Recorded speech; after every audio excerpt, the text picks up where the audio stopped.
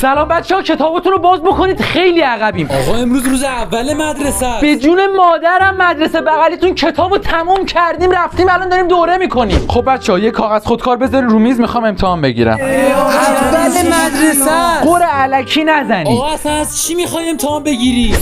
همه ساکت. آقا اصلا کسی حرف نزد. مگه نمیگم ساکت؟ خب بچه‌ها چیزایی که رو تخته نوشتم و همه رو بنویسید.